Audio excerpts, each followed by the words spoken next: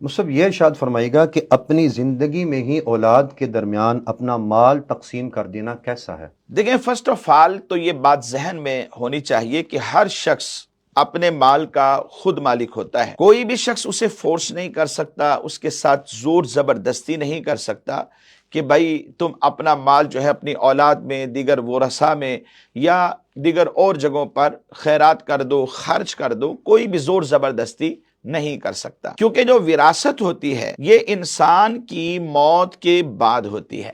مال میراث کو بندے کے اس دنیا سے چلے جانے کے بعد پھر ڈسٹریبیوٹ کیا جاتا ہے ورثاء کے درمیان.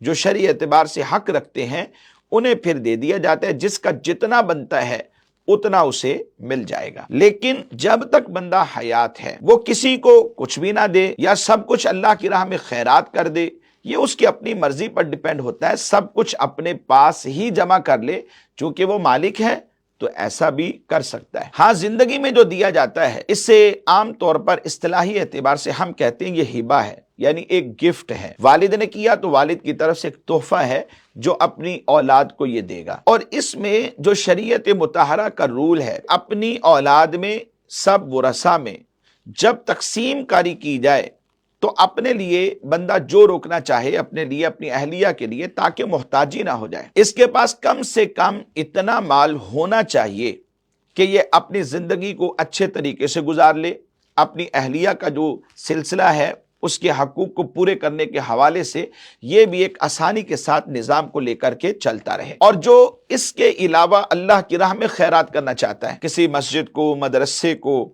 فقراء کو تقسیم کرنا چاہتا ہے، تو یہ بھی اس کی مرضی پر ڈیپینڈ ہے. اپنی آخرت کی بہتری کے لیے اگر ان میں سے کوئی نیک کام کرنا چاہے یا ایکس وائی زیڈ اور کوئی بھی نیک کام کرنا چاہے اپنے مال کے ذریعے سے، تو یہ کر سکتا ہے، وہ مال بھی روک سکتا ہے. اچھا، اس کے بعد جو باقی بچ جائے اس کے حوالے سے پھر اپنی اولاد میں، اپنے حقیقی ورثاء میں جب یہ ڈسٹریبیوٹ کرے گا، تقسیم کرے گا، اپنی اولاد میں سے کسی ایک کو زیادہ اس وجہ سے دینا چاہتا ہے کہ وہ دینی فضیلت رکھتا ہے، طالب علم دین ہے، یا کوئی عالم ہے، شیخ الحدیث ہے، دین کا کام کرنے والے ہیں، یا ان کے خدمت گزار ہیں.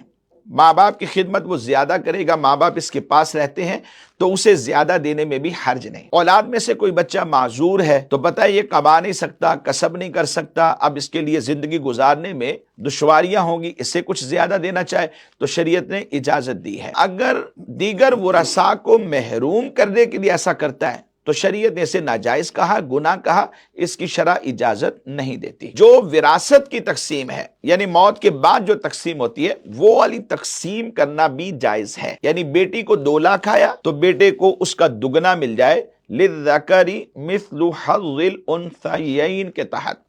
جو وراثت کی تقسیم ہے وہ تقسیم بھی یہاں پر کی جا سکتی ہے. تو لہٰذا یہ بات ذہن میں رکھیں، اس کی تقسیم کاری کے 2 اصول تھے جو آپ کے گوش گزار کر دیے گئے، اس کے مطابق تقسیم کاری کی جا سکتی ہے.